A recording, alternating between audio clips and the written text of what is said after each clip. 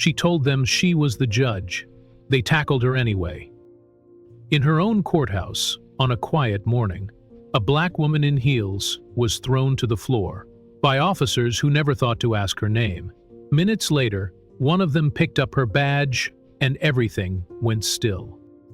Before we continue this powerful story, let us know where you're watching from. If you enjoy stories like this, subscribe to the channel, because tomorrow we have another powerful story you won't want to miss. Judge Celeste Monroe didn't rise through the federal judiciary by being lucky. She rose by being undeniable. She carried herself with the stillness of someone who had learned not to flinch, because the world watched her closer than anyone else. When Celeste entered a courtroom, the temperature shifted. Prosecutors adjusted their ties. Defendants sat up straighter. Her presence didn't demand order. Celeste was born in Atlanta in the summer of 1973, the youngest of 3 children raised in a home that treated justice not as an idea, but a duty. Her father, Reverend Charles Monroe, marched with Drag King and was jailed twice during civil rights protests. Her mother, Gloria, spent her Saturdays teaching black children how to navigate a world designed to erase them. Celeste watched her parents organize, lead, and persist in the face of endless obstacles. They didn't raise her to survive. They raised her to push back. She excelled early, skipping the 8th grade and graduating high school at 16. She attended Howard University on a full scholarship, where she studied political science and African American studies. At Howard, Celeste earned a reputation as both a brilliant student and a relentless advocate. She founded a student legal aid program for tenants facing eviction in D.C., often showing up at hearings herself to sit beside them in court. Even then, she had the bearing of someone born to wear the robe. From Howard, she went on to Harvard Law. There, she was both invisible and unforgettable. Professors often ignored her hand in class, but every time she spoke, the room fell quiet. She didn't speak to impress. She spoke to shift the air in the room. Her classmates knew she was going somewhere few of them could follow. She graduated magna cum laude and walked across the stage with her head held high, wearing her grandmother's silver bracelet as a quiet tribute. But while firms courted her with 6-figure offers, Celeste took a job as a public defender in Baltimore. She called it a return to purpose. In a broken courthouse packed with broken lives, she fought for the voiceless. For 10 years, she sat across from black and brown defendants criminalized for their poverty, their neighborhoods, their skin. She didn't win every case, but she never lost her. Judges respected her, prosecutors feared her, and juries, often skeptical at first, learned to trust the precision of her words. It was only after a string of high-profile exonerations that Celeste was nominated to the bench. First as a state court judge, then 5 years later to the federal bench. A nomination that nearly collapsed when a coalition of senators attempted to block her confirmation. They failed. She was confirmed 50-80s a ready two. On her first day as a federal judge, her mother kissed her on the forehead and whispered, "Make them remember your name." And she did. Judge Celeste Monroe presided in the Eastern District of Virginia, one of the oldest federal jurisdictions in the country, a place where oak-paneled courtrooms whispered tradition and portrait hallways reflected everything except progress. On the 3rd floor of the courthouse, above the security line, beyond the silence of brass nameplates and courthouse formality, was courtroom 3. She never hung her own portrait. Instead, behind the bench, centered on the wall, was a framed quote from Pauli Murray. "Hope is a song in a weary throat." It made some attorneys pause. Others rolled their eyes, but all of them remembered it. Celeste's courtroom was quiet, not because she demanded silence, but because the people inside could feel the gravity of her presence. She wasn't theatrical. She didn't raise her voice, but she asked questions in a way that made even the most seasoned prosecutors tremble. Her rulings were thorough, layered with precedent, but accessible. Litigants could actually understand her decisions, even if they didn't like them. She had a near-legendary sense of fairness. Public defenders praised her for seeing the humanity in the accused. Prosecutors, especially the ambitious ones, resented her unwillingness to rubber-stamp their motion. She rejected plea deals that stunk of coercion. She dismissed cases built on shaky stops and racial profiling. She overturned one conviction after reviewing late disclosed evidence herself, an act that earned her quiet rebuke from a circuit judge and grateful letters from the defendant's mother. Her clerks were fiercely loyal. She hired from places like Spelman, Morehouse, Rutgers, and UCLA. She gave them hell in chambers, challenging their logic, dissecting their research, demanding the clearest reasoning and the tightest writing. But she also fed them home-cooked meals, cried with them when they lost relatives, and showed them what black excellence looked like behind the bench. When one clerk came out to her as queer and afraid of how it might affect their future, she told them, "Justice doesn't care who you love, neither do I. Write like the world depends on it." Still, not everyone in the courthouse celebrated her presence. Some of the old guard never looked her in the eye. Judge Horace Bellamy, the senior-most judge in the district, once asked in a meeting, "Why does she always have to make it about race?" He said it in front of others. No one corrected him. A security officer, nearly all white, some ex-police, rarely called her Judge Monroe outside her courtroom. They called her ma'am, or worse, miss. Once, she overheard one refer to her as the activist in the black robe. She logged the incident, but didn't pursue it. She had to. Celeste never let those microaggressions slow her down, but she noticed them.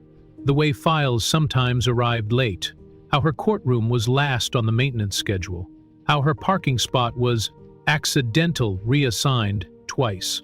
None of it could be proven intentional. All of it chipped away, day by day. Still, she showed up, early every morning, walking the same marble hallway from chambers to courtroom, her heels clicking with authority, her files tucked under her arm, her robe draped over one shoulder like a banner of quiet defiance. What she didn't know, what she couldn't have known, was that soon, even that robe wouldn't protect her. There were always signs, but Celeste had learned to live with them.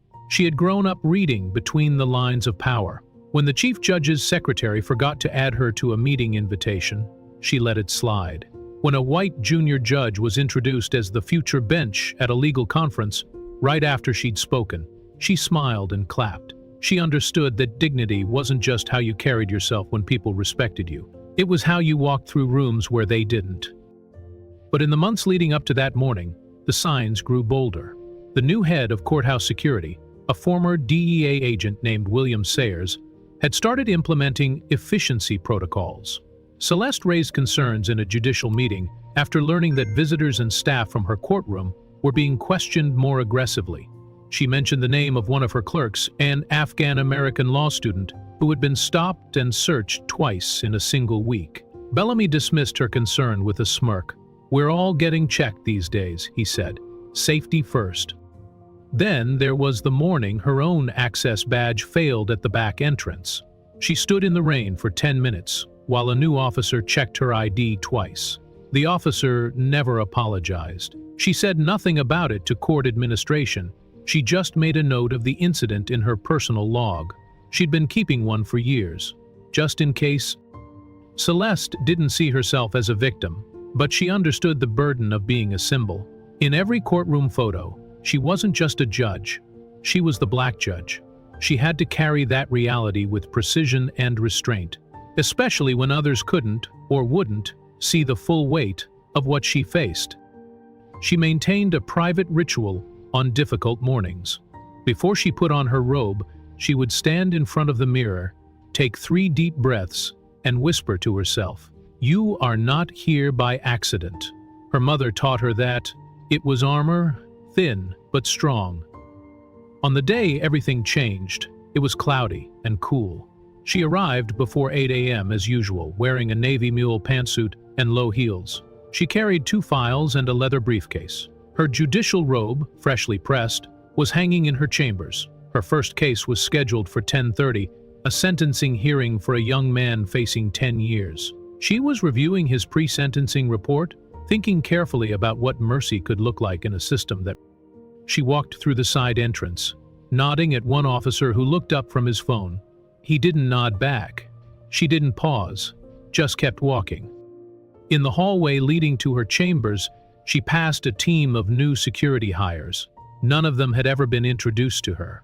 One of them watched her carefully. Another whispered something, then stepped forward, hand near his belt. She slowed her pace. She was 30 feet from her door. Her ID badge was in her coat pocket. Her robe was just behind that door. She didn't know what they saw when they looked at her, but she knew it wasn't authority. She didn't know that within minutes, the floor would be cold against her face, that the men in uniform would treat her like a trespasser, that her own courtroom would become a scene of violence. She didn't know that her name, Judge Celeste Monroe, would soon be spoken in every newsroom in America. But the system knew, and it was about to show her what it does to people who don't stay in their place. The federal courthouse in Richmond was a monument to tradition, and tradition didn't welcome change. Its stone columns had stood for over 70 years, weathering the outside world while maintaining the same power structure inside. The judges' chambers were lined with portraits of white men in black robes, their faces stern, their gazes frozen in time. Every corner of the building reminded its occupants that the system was built by a specific group for a specific personality, and everyone else was simply passing through. Inside those walls, unspoken rules governed everything. Certain prosecutors always got the benefit of the doubt. Certain defense attorneys never did. Security officers didn't need to be told who looked suspicious.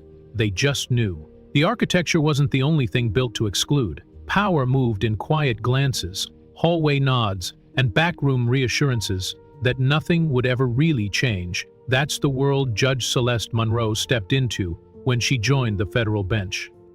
She tried, at first, to believe the institution could grow. She believed that if you spoke clearly, if you worked within the rules, the system would listen. Early in her appointment, she submitted a memo to the chief judge, suggesting implicit bias training for all courtroom personnel, including security. It was ignored. She submitted again, co-signed by 2 junior judges. It was acknowledged and then buried in committee. Later, she tried a softer approach. She invited officers to observe her courtroom. She asked senior judges to speak on the importance of fairness and visibility. She even arranged for a visiting scholar to present data on racial disparities in judicial outcomes. Few attended. Most who did left early. Meanwhile, her clerks, many of whom were students of color, were regularly followed through security. One was stopped 3 times in a single week. Another, a Muslim woman wearing a hijab, was pulled aside and asked if she had business in the building. When she said she worked for Judge Monroe, the officer laughed and said, "That explains it." As Celeste filed complaints, she followed protocol. Each time, the responses were the same. "We'll look into it. We're taking it seriously. There's no evidence of malicious intent. No one was ever disciplined." The security department remained opaque. Officers hired by committee, reviewed by peers, protected by policy. The system investigated itself and always came back clean. Some of her colleagues supported her quietly, but others saw her efforts as unnecessary, even disruptive. The word divisive began to appear in meetings. The chief judge once warned her to pick her battles. She didn't reply, but she never forgot the phrase. Then came Judge Horace Bellamy. Judge Horace Bellamy was the institution personified. Appointed in the late 80s under a conservative administration, Bellamy was a fixture in the courthouse, untouchable, unimpressed, and unafraid to let you know when you'd overstepped. He kept a gavel on his desk carved from oak, taken from a plantation where his grandfather had once served as overseer. He called it a family heirloom. No one ever challenged him on it. To Bellamy, the courtroom was sacred, so long as it stayed the same. He opposed reforms that made sentencing more flexible. He spoke against remote hearings, claiming they weakened accountability. And when it came to Celeste Monroe, he was, at best, cold, at worst, hostile. He never raised his voice, never called her out in front of others, but he made sure she knew her place. In meetings, he interrupted her mid-sentence. When she circulated proposals about courthouse equity initiative, he was the first to reply with vague concerns about scope creep and judicial overreach. He dismissed her clerkship selections as activist. Once, when a news outlet published a story praising her for reform-minded sentencing. Bellamy sent her a handwritten note. The courtroom is not a pulpit. The culture around him fed on his silence. His clerks avoided Celeste's. The officers stationed near his courtroom began treating her staff with more scrutiny. The system, sensing his disapproval, adapted without being told. That's how power operated here. It didn't need to shout. It only needed to signal. Still, Celeste didn't back down. She believed in data, and so she used it. She compiled reports on racial disparities in detainment, inconsistencies in bail decisions, and patterns in how security treated different attorneys. She presented her findings at a regional judicial conference. Her presentation was met with polite applause and an immediate reshuffling of the agenda. Her reforms became quieter, but sharper. She began writing more extensive footnotes in her rulings, citing sources on systemic inequality. She started mentoring younger judges who reached out in private. She helped launch a scholarship for underrepresented law students in Virginia. She visited schools and spoke to teenagers about what real justice could look like. And the more she did, the more she noticed the system watching her, not admiring her, not learning from her, watching, the kind of watching that waits for a mistake, the kind of watching that wants you to know it sees you trying to change something it never asked you to fix. Files she requested took longer to arrive. A motion she filed internally about courtroom renovations mysteriously disappeared for 6 weeks. Her clerks began reporting being asked questions by people they didn't recognize. Questions like, how much time does she spend in chambers, and does she talk about her political beliefs? She was being watched, not out of respect, but suspicion. The system wasn't neutral, it was territorial, and Celeste, simply by refusing to shrink, had become a problem. But she didn't stop. She had seen too much, and she knew how systems responded when they couldn't control you. They waited, then they pushed back. Celeste had always known that the system would resist her presence, but what she hadn't expected was how deeply the resistance would embed itself in silence, in procedural delays dressed up as policy. It was in the way her fellow judges referred to her as ambitious but never brilliant. It was in how her successes were framed as exceptional rather than expected. It was in the way power dressed itself in civility while sharpening its teeth. She once requested that courtroom security undergo yearly training on racial bias and de-escalation tactics. The proposal sat unreviewed for months until an administrator finally responded that it lacked precedent. When she pointed out that precedent was a poor excuse for inaction, she was told to bring it up again at the end of the fiscal year. The following year, her budget request for the same program was denied. One of her former clerks, Jamal, a young black attorney working as a federal public defender, was detained in the courthouse basement for nearly 20 minutes after a bailiff claimed he fit the description. Jamal had been carrying his badge and ID. Celeste filed a formal complaint, demanding accountability. The internal investigation concluded there had been a reasonable misunderstanding. The officer in question remained on duty. There were so many of these moments, each one small enough to be denied, large enough to wear on the soul.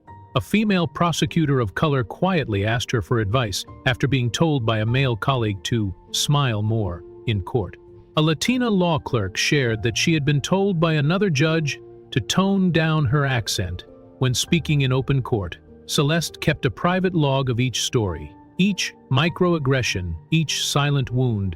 She called it her shadow docket. The real one, the one the system refused to acknowledge. Still, she kept her robe pressed and ready. Still, she walked into that building with purpose. But she also started to feel it, like static in the air before a lightning strike. Something was shifting. She could feel it in the way the officers stiffened when she passed, in the way her name was left off the courthouse holiday event invitation, in the way colleagues stopped asking her to co-author policy memos. The warmth had turned, and though no one said it aloud, she knew what it meant. She had pushed too far.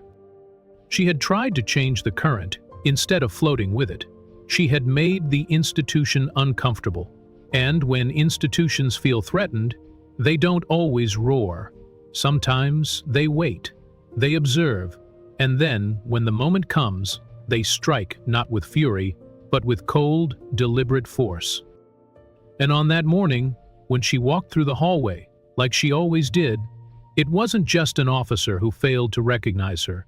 It was the system itself, baring its teeth in plain sight. It didn't matter how many rulings she had written, or how many years she'd served. In that moment, she wasn't a judge. She was just a black woman in a building that wasn't made for her. It was supposed to be an ordinary day. Judge Celeste Monroe arrived just after 7:30 in the morning, as she always did. The courthouse was quiet at that hour. The air still, the corridors mostly empty. She liked it that way. The silence gave her space to focus. She walked through the side entrance designated for judges and stabbed, badge in hand, briefcase in her left, coffee in her right. The security officer on duty that morning, an older man she recognized, nodded as she passed through the metal detector. She nodded back. Nothing unusual. She took the elevator to the 3rd floor, stepped off, and made her way to her chambers. The hallway was lit by cool fluorescence, the buzz of electricity humming softly in the background. Courtroom 3B stood silent and locked, waiting for her to open it. As she reached into her bag for the keys to her chambers, she paused. She had forgotten her robe. She had had it hang the day before and left it hanging in the wardrobe.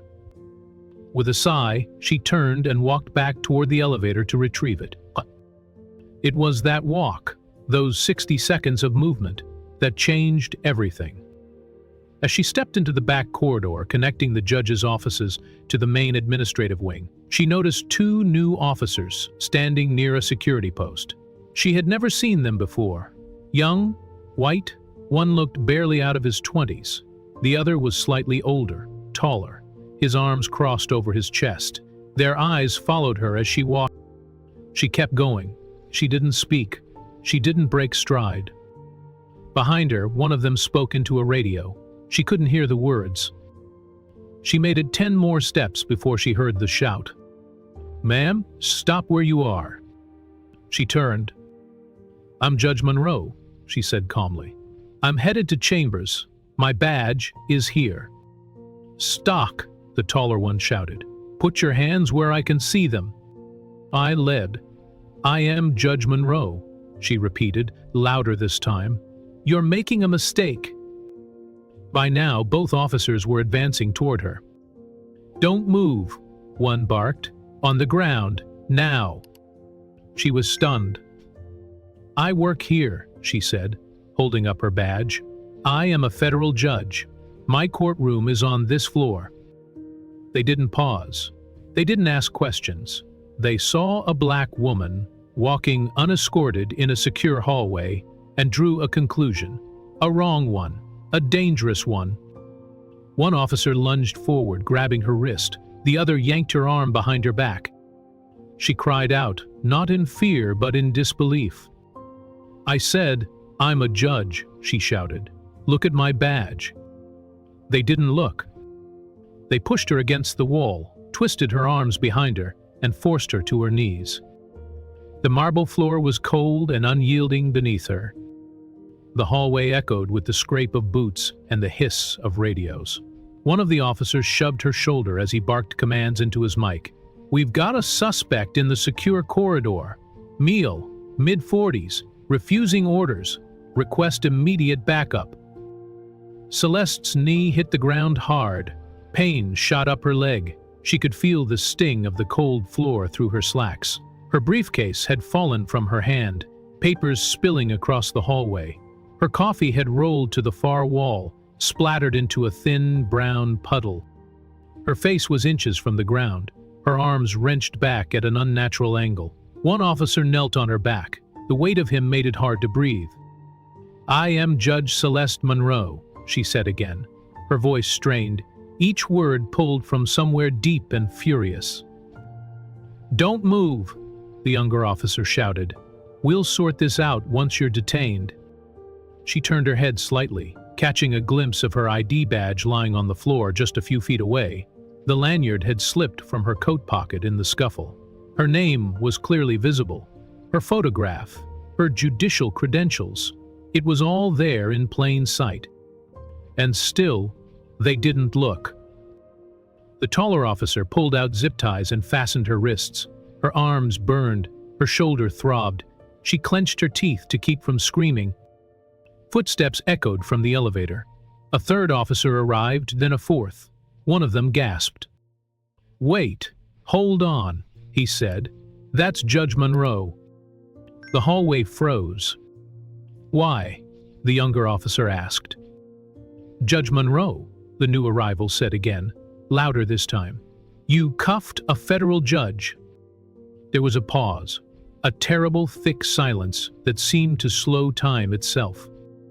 The officers looked down at her. One of them bent and picked up the ID badge, holding it up to her face. Then he looked at his partner. "You've got to be kidding me," he muttered. No one moved for several seconds. Finally, someone reached down and cut the zip ties. Her arms slumped to her sides. She didn't speak. She couldn't. She slowly rose to her knees, then to her feet. Her legs shook. Her shoulder pulsed in pain. The officer stood frozen in place. No one offered to help her up. No one said her name. No one apologized. She looked at them, one by one, her eyes burning with a fury none of them would ever forget. She didn't say a single word. She walked past them, straight down the hallway, into her chambers. She closed the door behind her, locked it, and sat on the floor, her back against the wall, trying to understand what had just happened. She touched the bruise forming on her wrist. And then, slowly, she began to cry. She sat there for nearly an hour, staring at the marble tiles beneath her feet. Her breath had returned to normal, but the fire in her chest had not faded.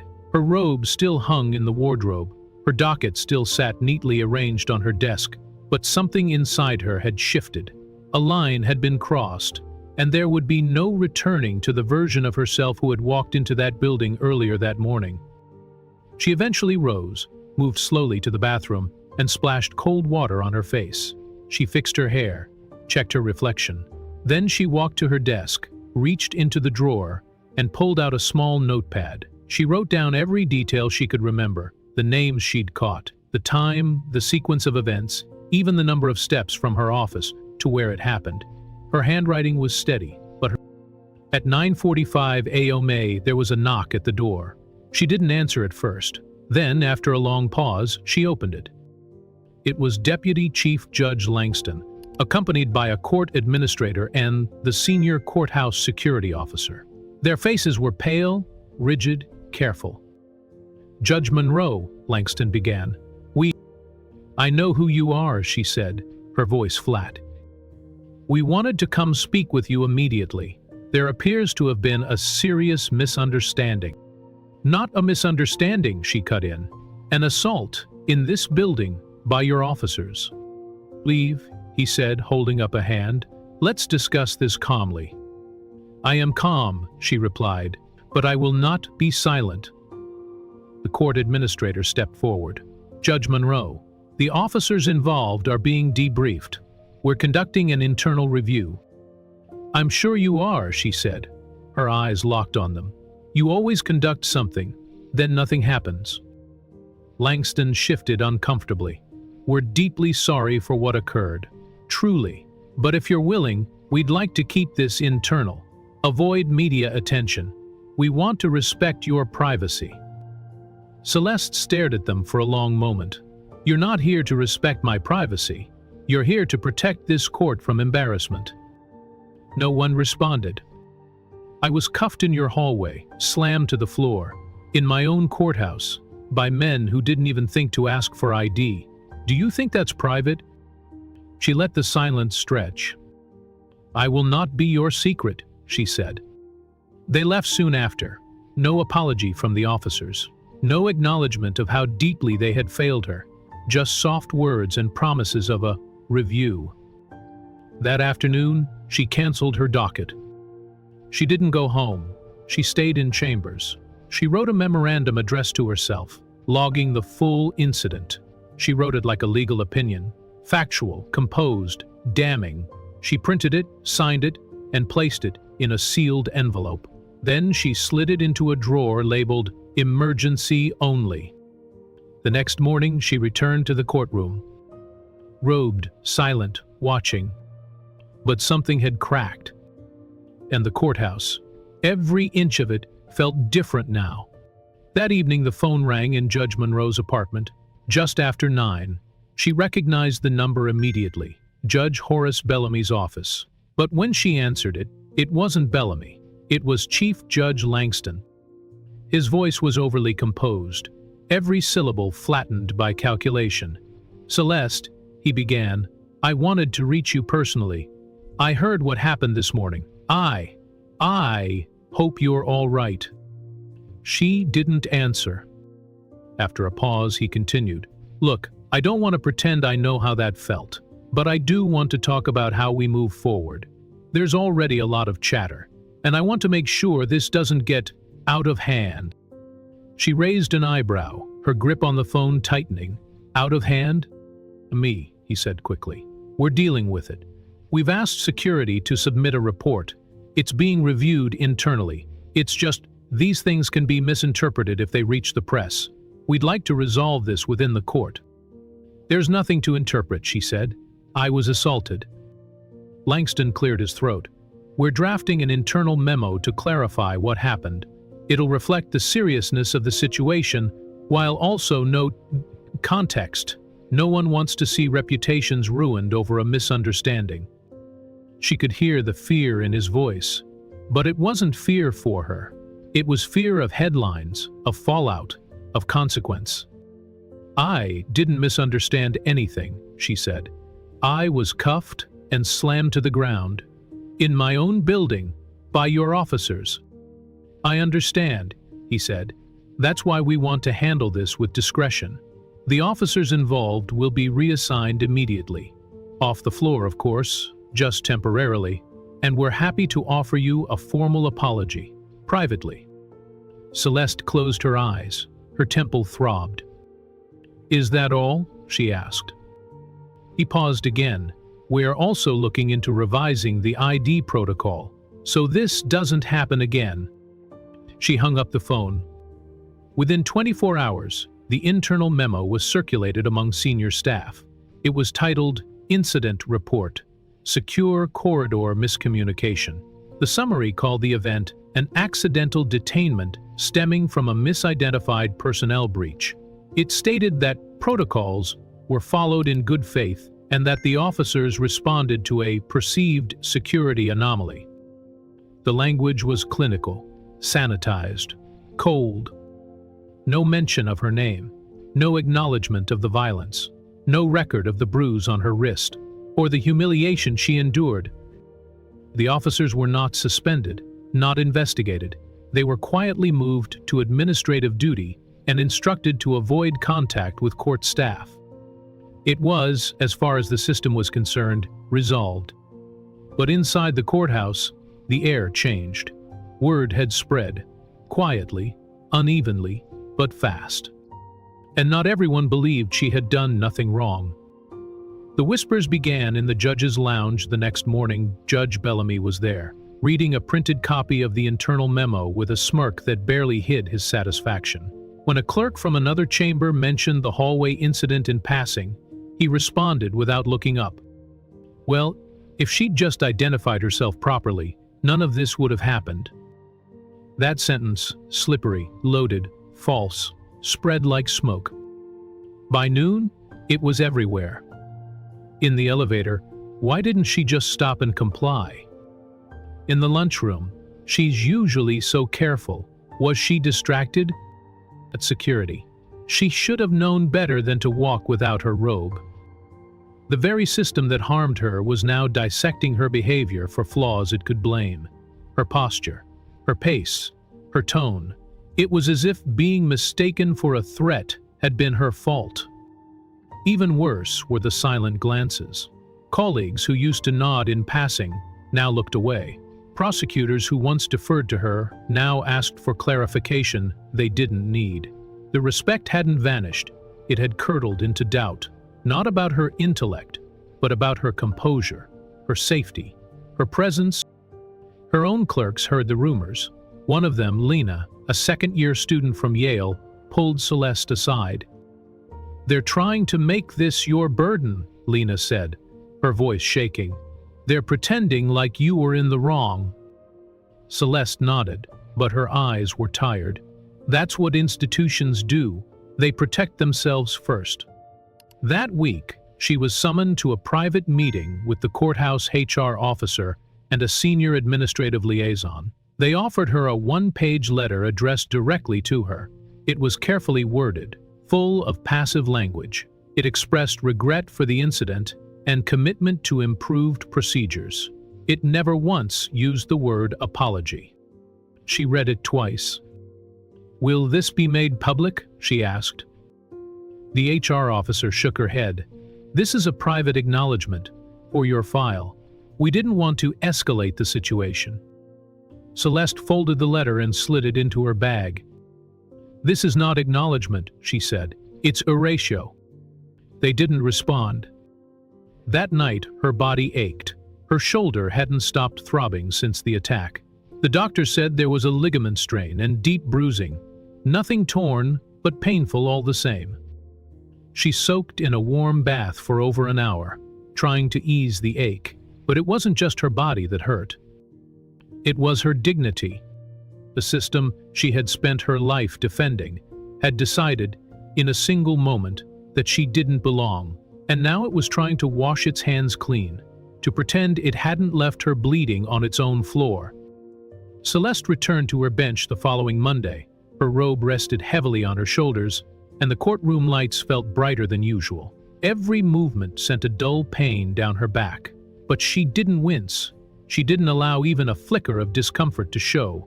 That courtroom had always been her sanctuary. Now it felt like a stage one she was forced to perform on, while carrying the weight of what no one else would speak aloud. She noticed the small shifts immediately. The bailiff didn't meet her eyes. The courtroom deputy, usually chatty, kept his words clipped and minimal. During a routine sentencing hearing, the assistant U.S. attorney addressed her as ma'am instead of your honor. She corrected him once, coolly.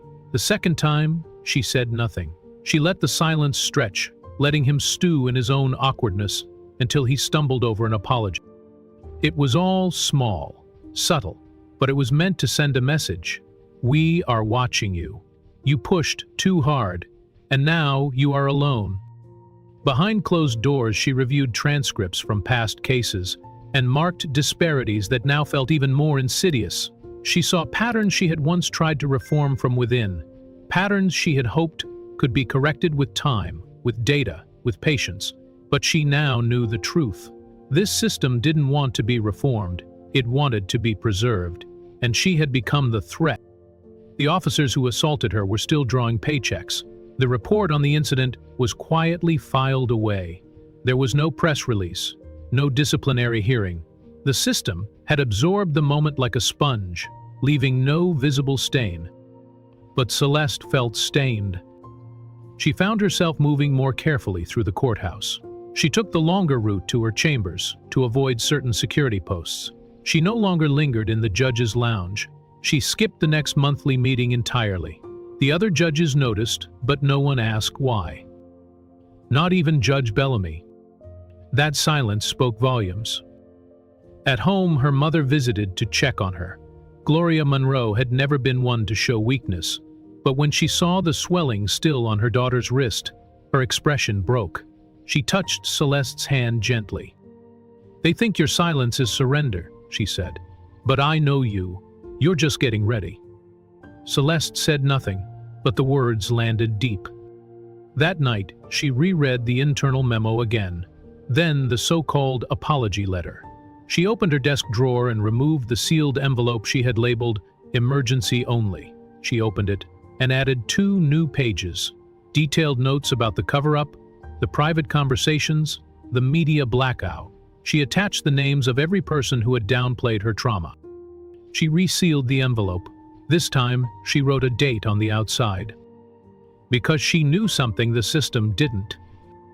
She wasn't done. She was just getting started. A full week passed. 7 slow, quiet days filled with paperwork, silence, and the kind of stillness that only follows violence nobody wants to name.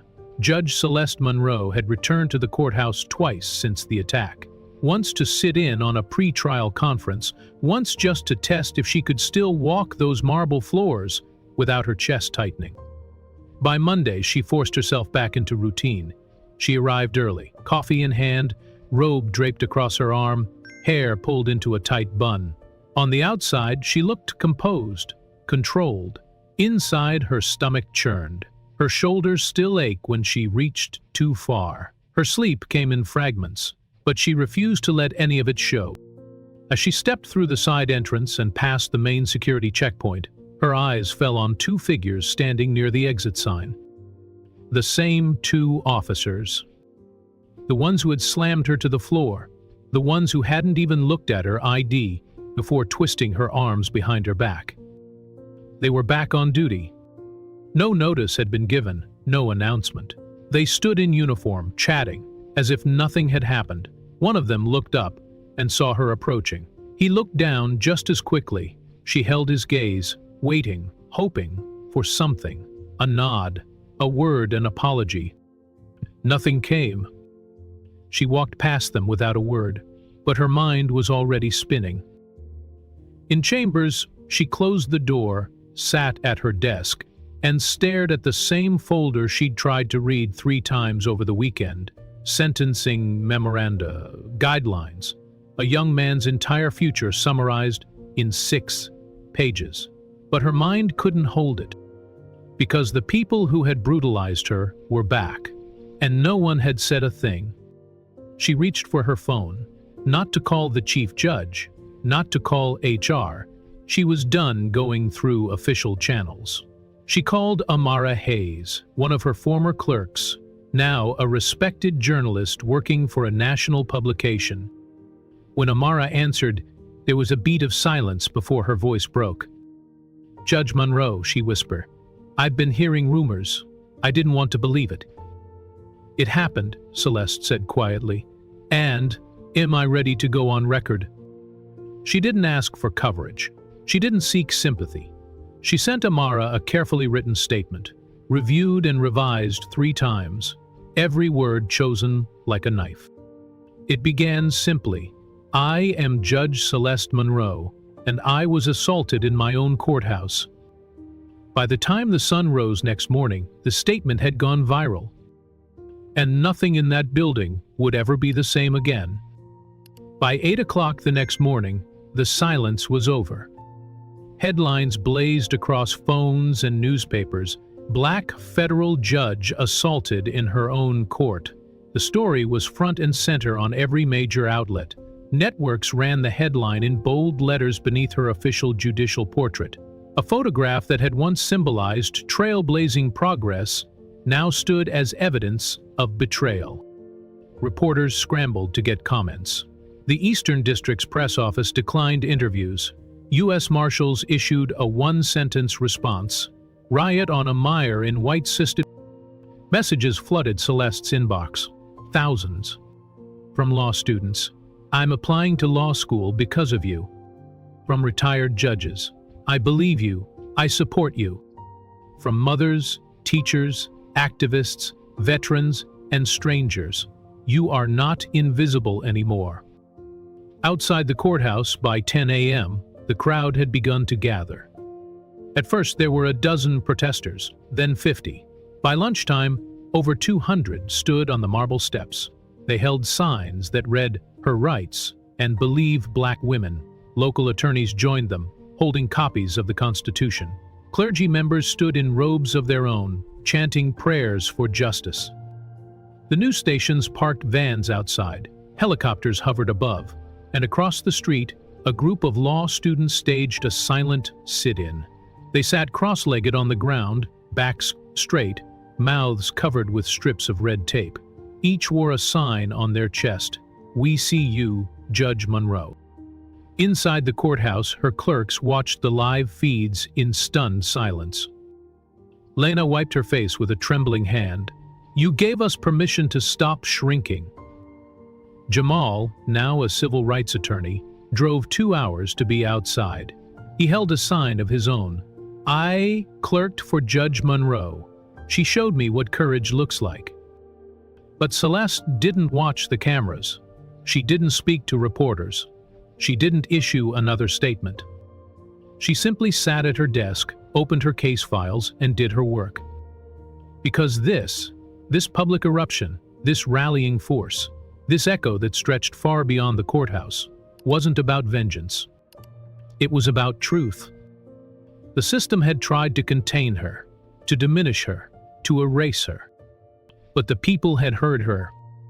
And this time, when she looked out across the courtroom, she didn't feel small. She didn't feel vulnerable. She felt seen. The refusal to be silent had become something more. It had become a reckoning. That evening, Celeste stayed late in her chambers. The courthouse was nearly empty, the crowds outside having finally thinned under the weight of sunset. But the energy they left behind lingered like static in the air. Her desk was covered in letters, some printed by her clerks, others hand-delivered by strangers.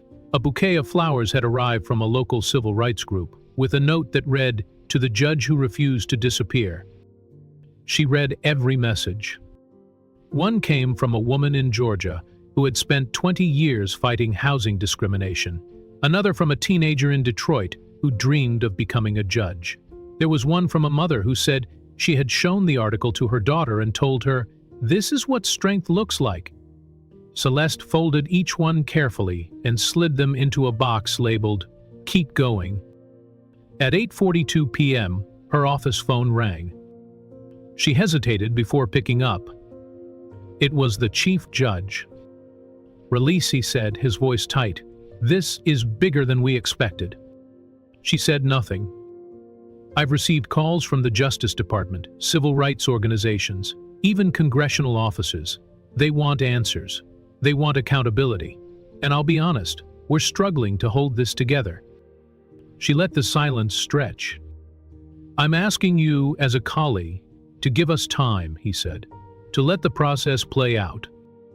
"You had your time," she said finally.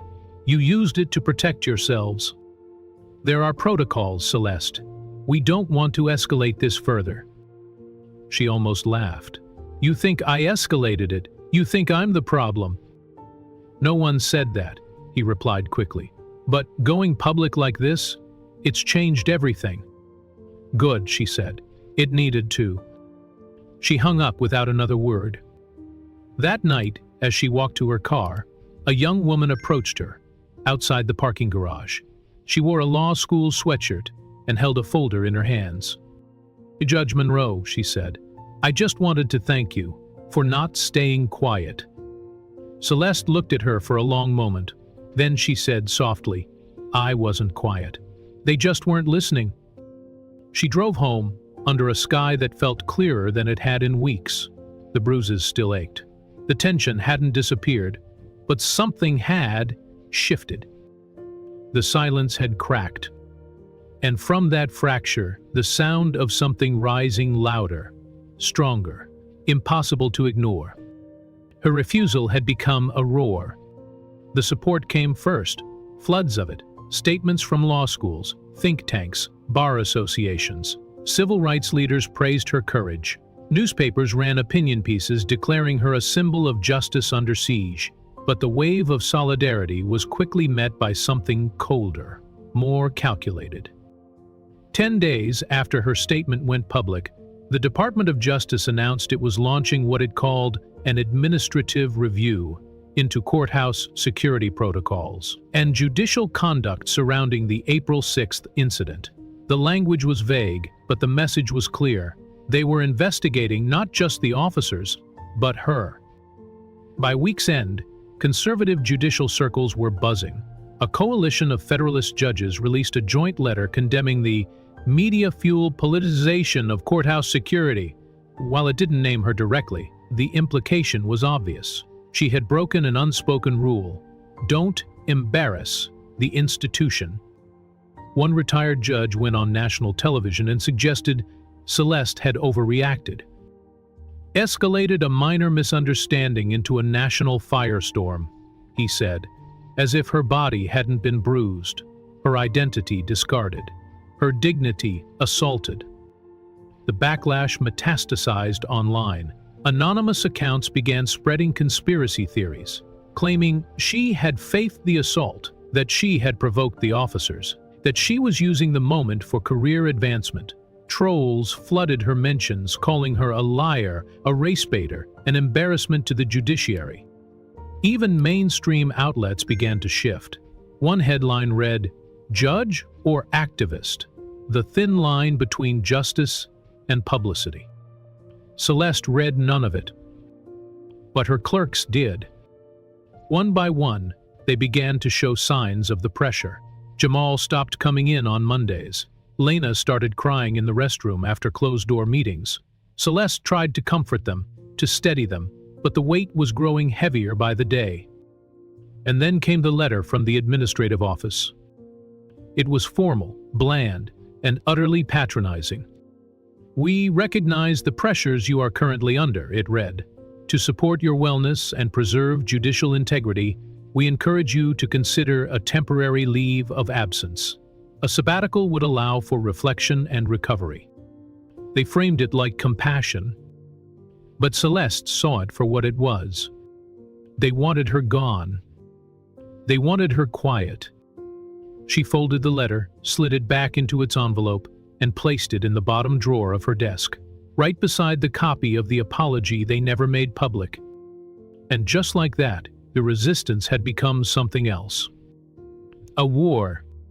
2 days after the DJ announced its administrative review, a staffer in the clerk's office slid a manila envelope under Celeste's door.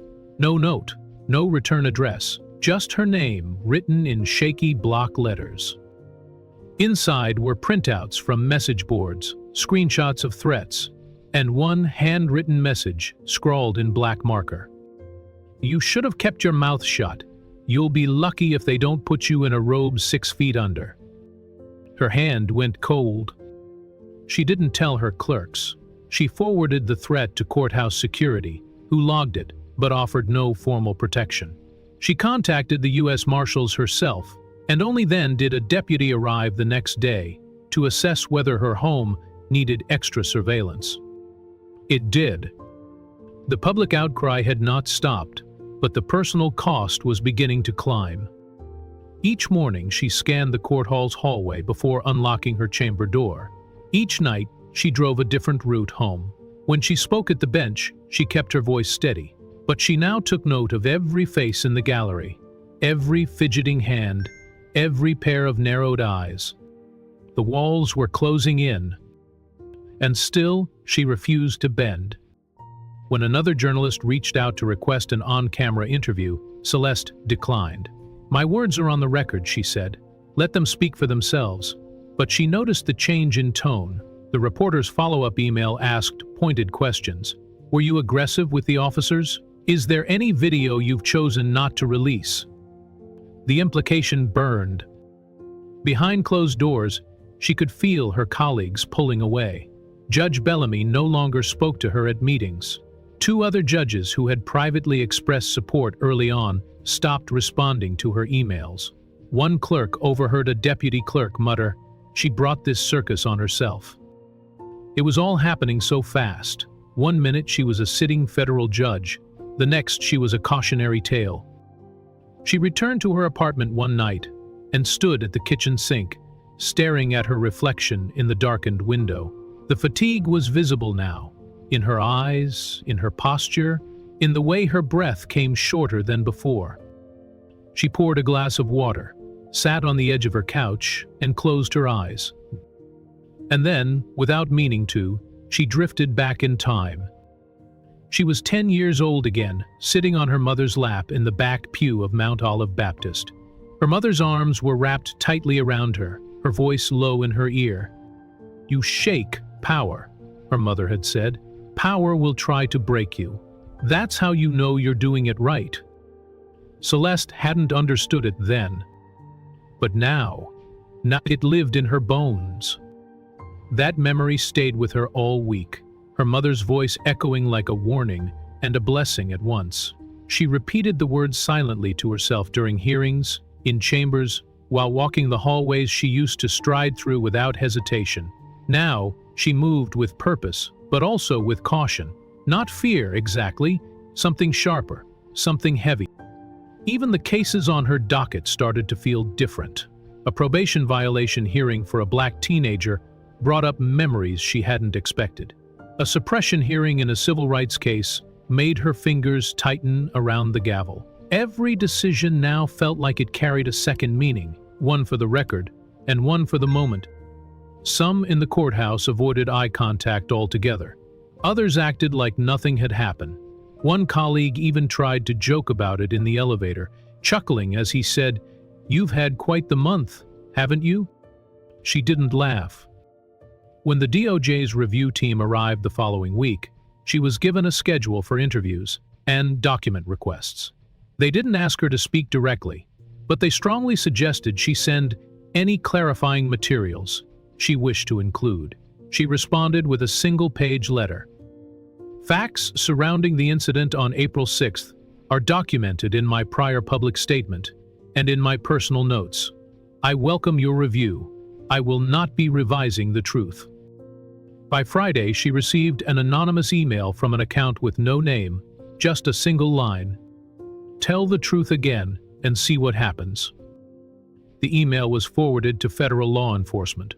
Another entry logged, another incident monitored, but even as the threats escalated, her determination did not waver. She would not step down. She would not disappear. She reviewed the sabbatical offer again, not because she was considering it, but because she wanted to see what exactly they thought her peace was worth. It was 2 paragraphs. They offered full salary, complete benefits, and a replacement docket for up to 1 year. They called it a restorative pause. She called it an attempted burial. She declined without a single word. Instead, she drafted a new opinion that week in a high-profile civil case, one that involved excessive force by federal officers. She wrote it with fire. Every sentence carved like stone. The final paragraph read, asking questions. Justice cannot coexist with silence. If the system fears accountability, then the system itself must be examined, not the people who demand it. That line would be quoted in newspapers, echoed at rallies, and printed on protest signs. But in the moment, it was simply her truth. A truth written in pain, a truth written in clarity. She had survived the violation. She had endured the cover-up. And now she stood in the storm of backlash, with her head high and her robe still on. They wanted her quiet. Instead, they made her louder. It began with a leak. A confidential internal memo, select post-mortem camera, the memo/confidential, surfaced in the inbox of a legal journalist in Washington, D.C. The document was dated back 5 years and authored by a former deputy security chief for the Eastern District. Its contents were damning.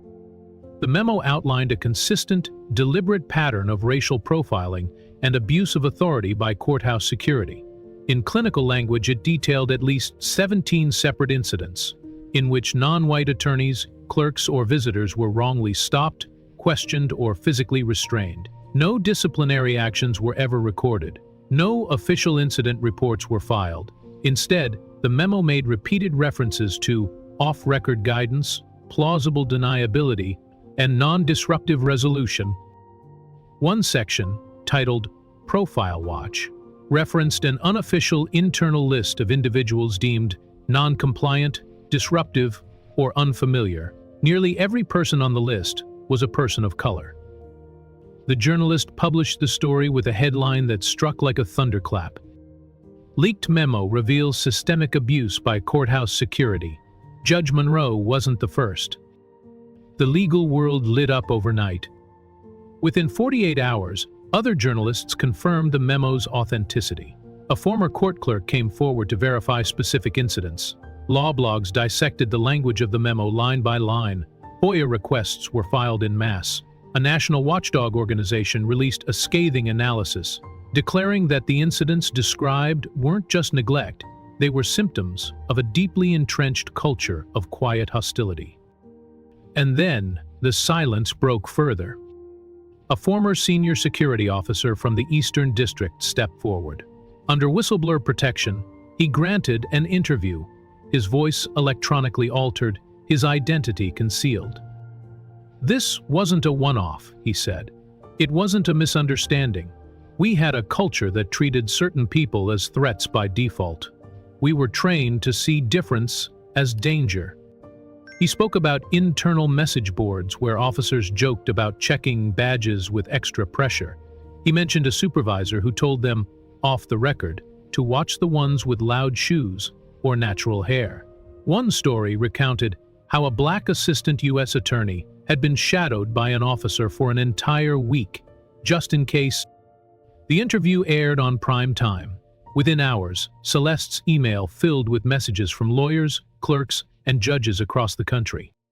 Some apologized, others told stories. A black civil litigator in Chicago described being detained while 9 months pregnant. A Latina appellate attorney shared how she was asked to step aside for additional verification, even after showing her credentials. A paralegal in Texas wrote, "Now I know I wasn't paranoid. I was profiled." The dam had cracked, and nothing could hold back the flood. The leak did more than stir outrage. It triggered action. Within a week, the House Judiciary Committee issued a formal request to the Department of Justice, demanding a full report on courthouse security practices nationwide. The Senate called for a preliminary hearing. Subpoenas followed. Several senior officials who once brushed off Celeste's experience were now squirming in front of cameras. And then came the ripple effects. In cities across the country, legal professionals, especially those of color, began sharing their stories publicly. Some wrote op-eds, others gave televised interviews. Most had been silent for years, some for decades, convinced their experience had been isolated, a personal misfortune rather than systemic design. Now, they knew better. A civil rights attorney from Atlanta described being denied entry to a courthouse twice in the same week because officers claimed her ID didn't look official. A black male judge from Louisiana admitted he'd been escorted out of chambers by a young white deputy who hadn't believed he was actually a judge. He'd laughed it off back then. He wasn't laughing now. Celeste watched it all unfold in waves, each story confirming what she had lived through, each voice adding weight to a truth that could no longer be ignored. She began receiving direct letters from federal judges, some thanking her, others confessing to their own complicity. One email from a magistrate judge in Missouri struck her the hardest. "I saw things. I said nothing. I told myself it wasn't my place. You've reminded me that silence is a choice, and I chose wrong." Back in her own courthouse, the tone shifted palpably. Judge Bellamy stopped making eye contact. The chief judge no longer returned her emails, but her staff stood taller. Her clerks walked beside her now with something fiercer than pride. They walked with conviction. Then, the call came from Congress. They wanted her to testify. It wasn't a request. It was a formal invitation to appear before the Senate Subcommittee on Civil Rights and Judicial Integrity.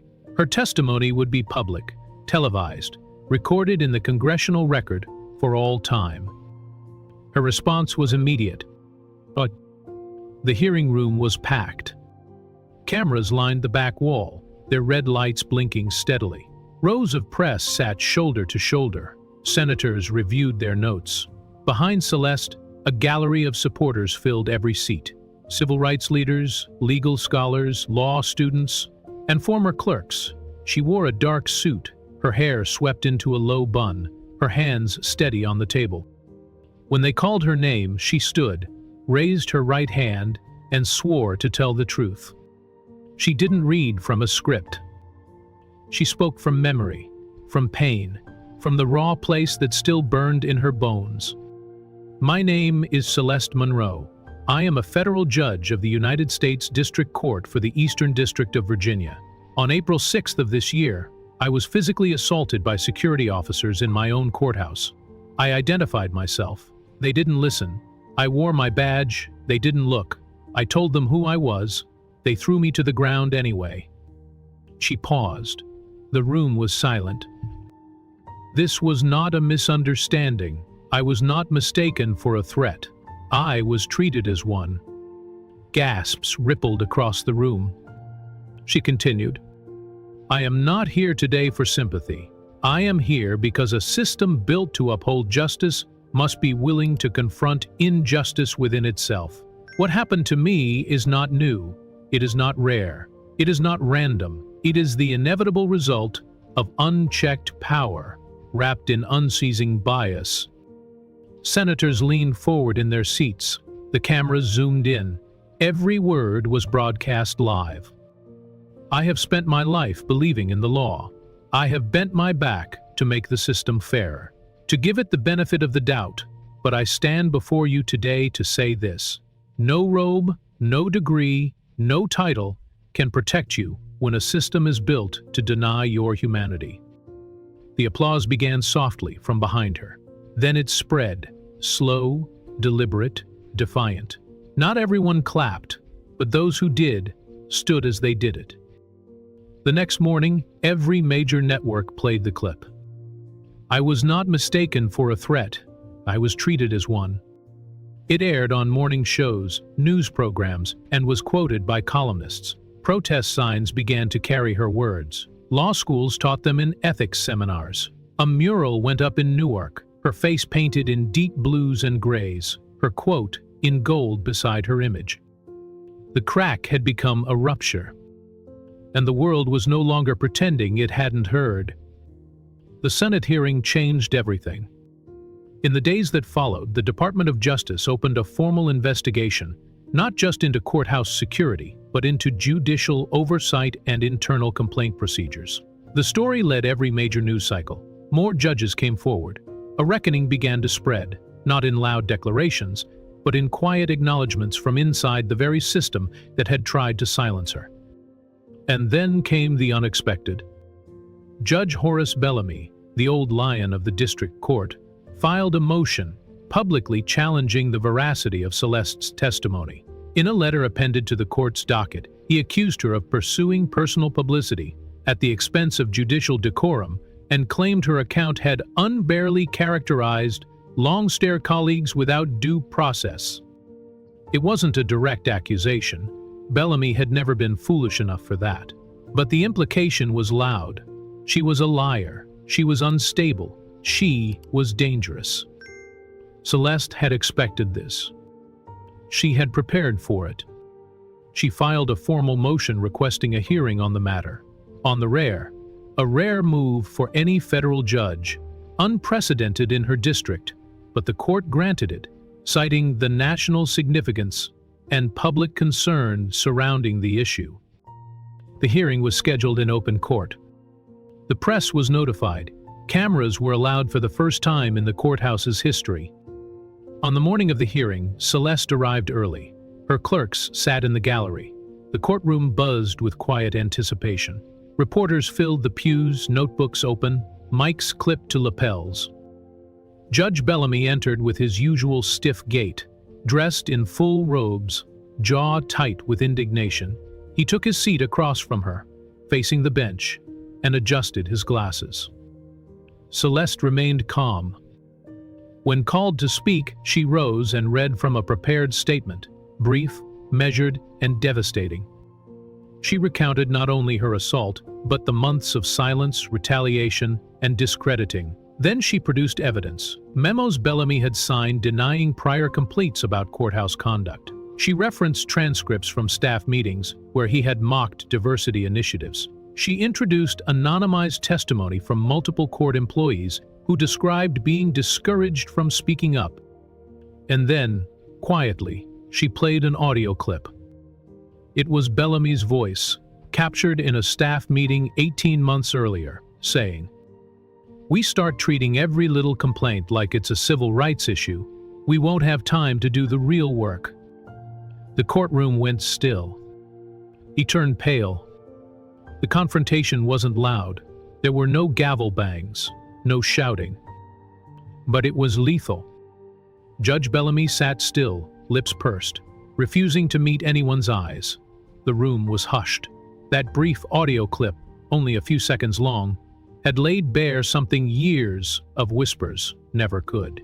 And it had been his voice, unmistakable, unfiltered. He cleared his throat and straightened his robe, taking a moment too long before speaking. "This has gone too far," he said finally. "This courtroom is being used for spectacle. This isn't about justice, it's about vengeance, about turning decades of service into fodder for public shame." He paused for sympathy. None came. He spoke of his years on the bench, of his unblemished record, of his commitment to judicial integrity. He accused unnamed actors of trying to undermine the judiciary by weaponizing grievance. But his words felt brittle, like paper in a storm. He gestured toward Celeste without naming her, saying, "We all have moments we regret. But to take a comment out of context and build a movement around it? That's not fair. That's not how this institution survives." Celeste did not interrupt. She simply watched. When his monologue ended, she rose again. Her voice didn't rise, but it didn't need to. "Institutions do not survive by burying truth," she said. "They survive by facing it." She paused, letting the words land. This court should not fear transparency. It should fear silence, because silence is how systems rot. The presiding judge recessed the hearing. There was no ruling that day. None was needed. The damage had already been done, and Bellamy knew it. Over the following 72 hours, the fallout rippled through the district. 3 courthouse security officers resigned quietly. 2 more were placed on immediate leave. Internal emails surfaced linking Bellamy to prior complaints he had dismissed as overblown. When asked for comment, the courthouse spokesperson said only, "We are undergoing a review of past administrative decisions." A week later, Judge Horace Bellamy announced his retirement, citing personal health concerns. The statement was less than 100 words long. There was no press conference, no celebration, no final gavel. Just an ending. And for the first time in years, the courthouse doors felt lighter. The building began to change in ways that weren't just symbolic. Security badges were redesigned. All security officers were required to attend comprehensive bias training. Complaints could now be filed anonymously through an external agency. Cameras were allowed in for public proceedings, something long resisted under Bellamy's tenure. The halls were still marble, the courtrooms still solemn. But the air no longer felt like it belonged to someone else. By the end of that month, Celeste stood alone in her courtroom, long after the last case of the day had concluded. The benches were empty, the lights dim, and the echoes had settled into a gentle hush that only she could hear. She looked out across the same space where, not long ago, her identity had been ignored, her identity trampled, and her body violated. But the room didn't feel the same anymore. It wasn't the cameras, now discreetly mounted near the rear wall, or the newly posted anti-discrimination policy at the entrance. It wasn't even the new security faces, officers, who now greeted every person by name, badge, and tone of respect. It was something less visible, but more profound. She moved toward the bench slowly, her fingertips brushing the edge as she stepped behind it. From here, she had once watched as her very presence unsettled the old guard. Now, she could feel its absence. Her clerks joined her moments later. Lena placed a stack of case files down and said, "They're asking if you'll keynote the Judicial Equity Symposium next month." Celeste smiled softly. "Tell them I'll think about it." Jamal leaned against the counsel table. "You've already done more than most would have dared." She nodded, but her eyes remained on the bench. "We're not finished." Outside the courthouse that day, a group of first law students were touring with a professor. When they reached the steps, the professor pointed upward. This is where it happened, the turning point. One student asked, "Is she still a judge?" The professor smiled. "Not just a judge, she's the reason this building listens now." Back inside, Celeste sat down at the bench. The weight of the robe on her shoulders no longer felt like armor or burden. It felt like ownership. The courtroom had once tried to reject her, but she had stayed. She had spoken. She had forced the building to hear her. And now, when she looked out over the room, she didn't see the place where she'd been assaulted. She saw the place where she had stood, where she had fought, where she had won. Not by shouting, not by stepping down, but by refusing to leave. The confrontation was over. But the transformation had only begun. Victory had come at a price, and it was steeper than Celeste had imagined. The news coverage began to fade. The headlines moved on. The reforms continued slowly, inching forward like heavy freight. But in the quieter corners of her life, Celeste started to feel the weight of everything that had been lost. Some colleagues no longer spoke to her. Judges who had once smiled in elevators now stepped out early or avoided her gaze. A few of her former law school classmates, those who had risen into corporate or judicial positions, sent her clipped emails filled with vague disapproval, cloaked as concern. One wrote, "I hope this is worth the disruption."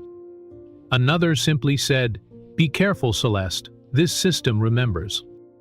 Invitations to conferences dried up. A fellowship she'd been nominated for quietly went to someone else. She wasn't blacklisted, but she was something worse. Cautionary tale. Too bold. Too unflinching. Too public. She sat alone in chambers more often now. Sometimes, late at night, she'd catch herself flinching at small noises. The sharp bang of a door, the static pop of the intercom. Even the heavy thud of legal volumes dropped onto desks made her heart jolt. She didn't talk about the dreams.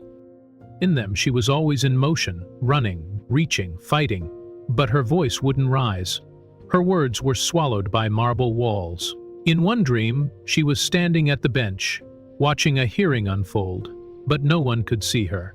She was invisible, weightless, erased. She developed insomnia.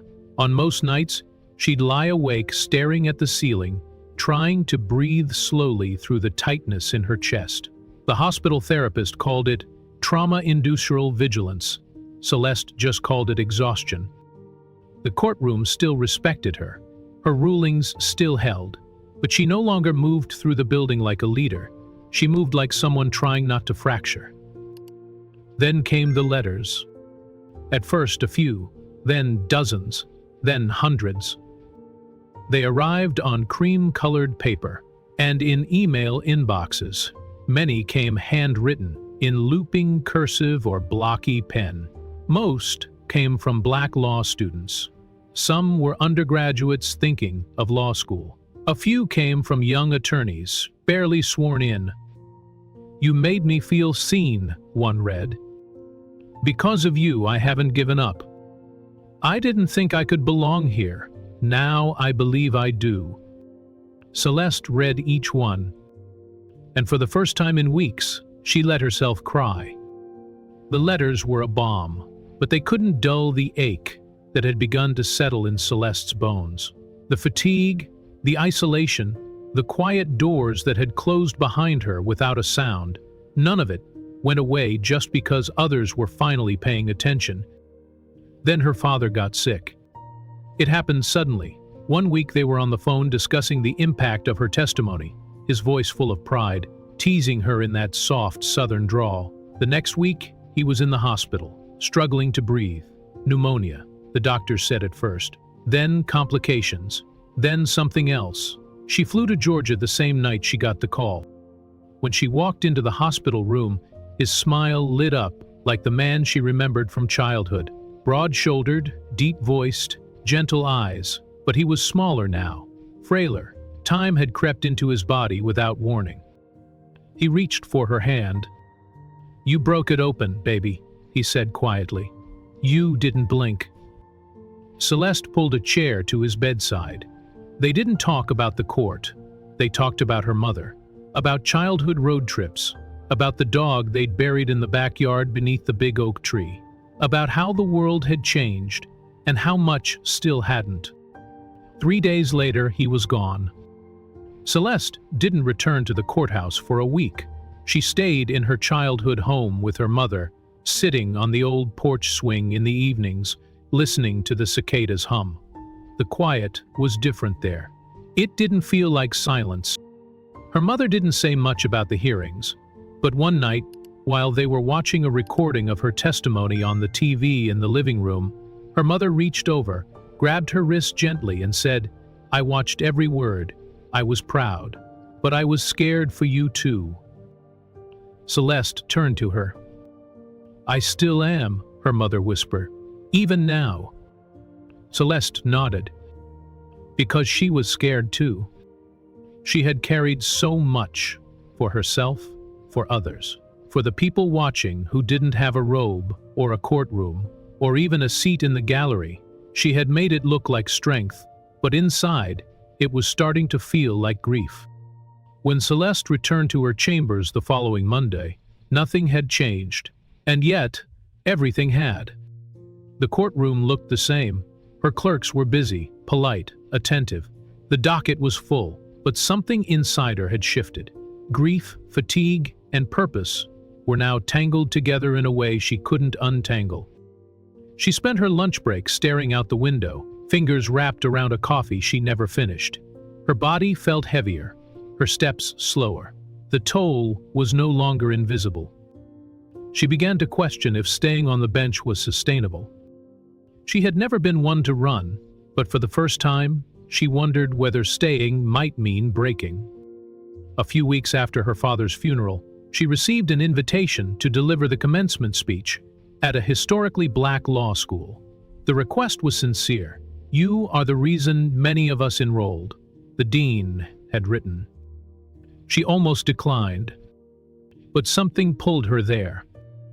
On the day of the speech, the auditorium was packed, rows of students in gowns, parents cheering, faculty in full regalia. When Celeste took the stage, the room stood before she spoke a word. She looked out at them, so many young black faces, full of fire, ambition, and promise. And in them, she saw her younger self. She saw the fight she hadn't planned, the pain she hadn't asked for, and the power she'd earned through survival. Her voice didn't shake. "I came close to stepping down," she said. "I thought maybe I had done enough. Maybe my time had passed. Maybe the price was too high." She paused. Silence filled the room. Then I remembered who was watching. A standing ovation broke out before she finished. That night, she sat alone in her hotel room, her father's watch ticking on the nightstand beside her. She stared at the ceiling for a long time. Then she reached into her bag, pulled out the resignation letter she had written weeks ago, and tore it in half. She wasn't done. There was still a cost to pay, but there was still work to do. She folded the pieces of the letter, placed them gently in the trash, and returned to the window. Outside, the city pulsed with life, noisy, uncertain, and full of possibility. The torn resignation letter never left her hotel trash bin, but its absence made room for something else. A different kind of document began to take shape. Not a farewell, but a blueprint. Celeste worked late into the night, drafting policy outlines, studying historical attempts at judicial reform. She reached out to civil rights lawyers, retired judges, former law clerks who had become legislative aides. She called in favors, initiated meetings with congressional staffers, and slowly built a coalition. She wasn't stepping down. She was stepping forward. What emerged from months of quiet planning was a single, powerful proposal: the Monroe Mandate. The mandate was bold but clear. It called for 3 core reforms. First, mandatory anti-bias training for all federal court personnel, including judges and lifetime appointees. with yearly certification tied to funding benchmarks. Second, the creation of a federal oversight board empowered to review misconduct within courthouse security forces. No longer would complaints be buried in internal memos. The board would have subpoena power, transparency standards, and the authority to issue public findings.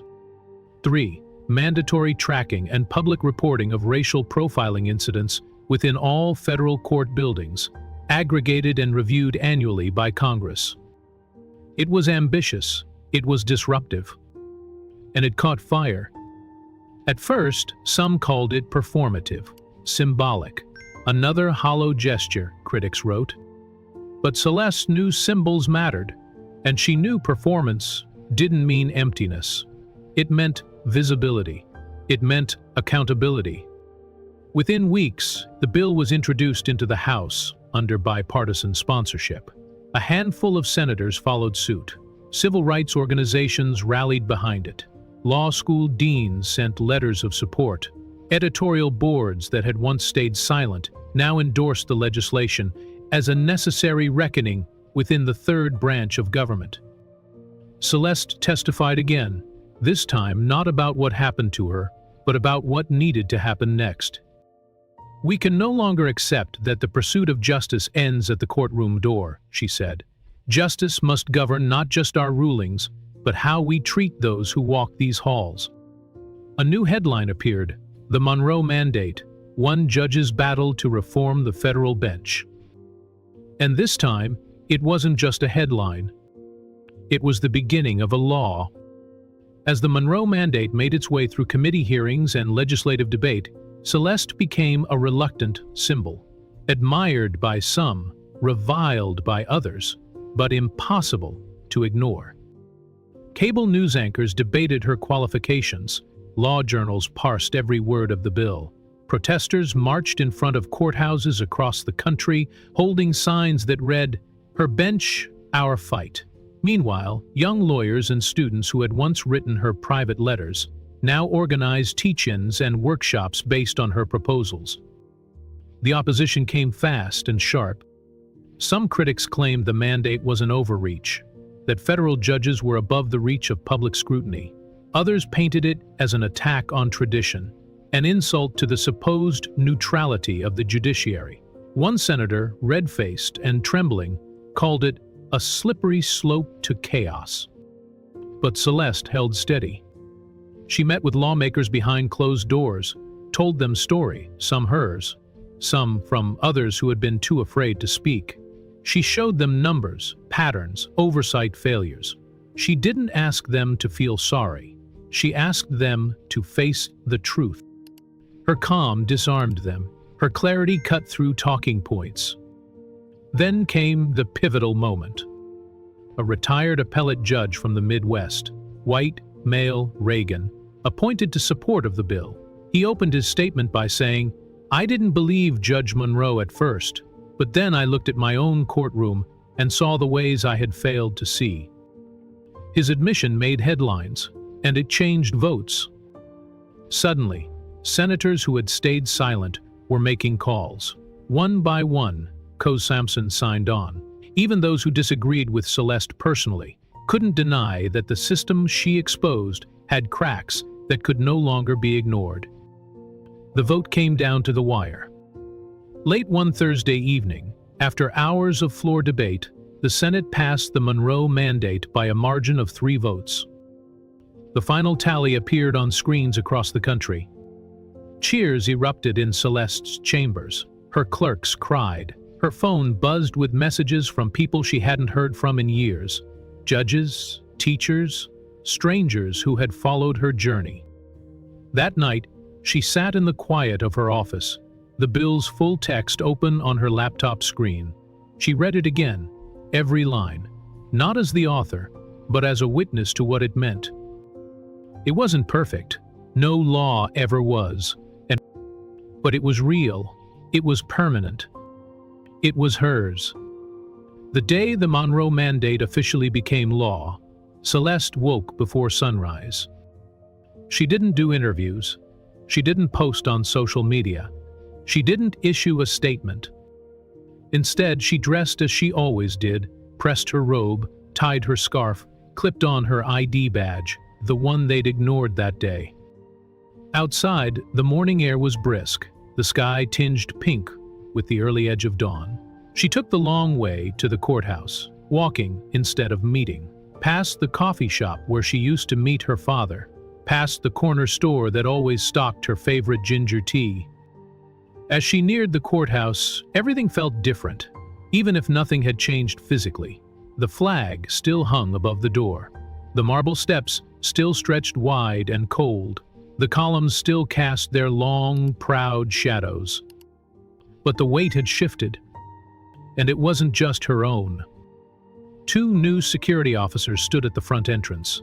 They wore navy uniforms, crisp and clean, with small badges on their chests that read, Federal Court Integrity Division. They saw her approach and stood straighter. Then, without prompting, both saluted. Not the performative kind, not empty theater. Respect. Recognition. She nodded in return and walked past them. Inside, the building pulsed with quiet motion. Clerks, attorneys, staffers, defendants. But the energy was new. There was no whisper of shame behind her back, no narrowed glances, no fear, just forward motion. She walked the long hallway leading to her courtroom, her heels echoing against the tile, and past the place where she had once been pinned to the floor. Now, a bronze plaque hung on that wall. It read, "In honor of those who demanded justice with injustice, may the law always protect those who serve it with courage." She stopped for a moment, resting her hand on its surface. Then she stepped inside her courtroom. It was filled with light. Clerks bustled with purpose. A group of high school students sat quietly in the gallery, notebooks open, eyes wide. One of them turned and whispered to another, "That's her. That's Judge Monroe." Celeste smiled gently and took her place at the bench. No trembling, no anger, no need to prove anything. Only presence. The kind that reshapes a room. Later that afternoon, as she passed through the lobby once more, a woman stopped her, a mother, holding the hand of a small black girl in braids. "Thank you," the woman whispered. "You changed everything." Celeste looked down at the girl, who stared up at her with wide, unblinking awe. She bent slightly, met the child's gaze, and said, "Someday, you'll change it again." And with that, she turned and walked out of the building she had once feared she'd never return to. They had tried to erase her. Instead, she rewrote the rules.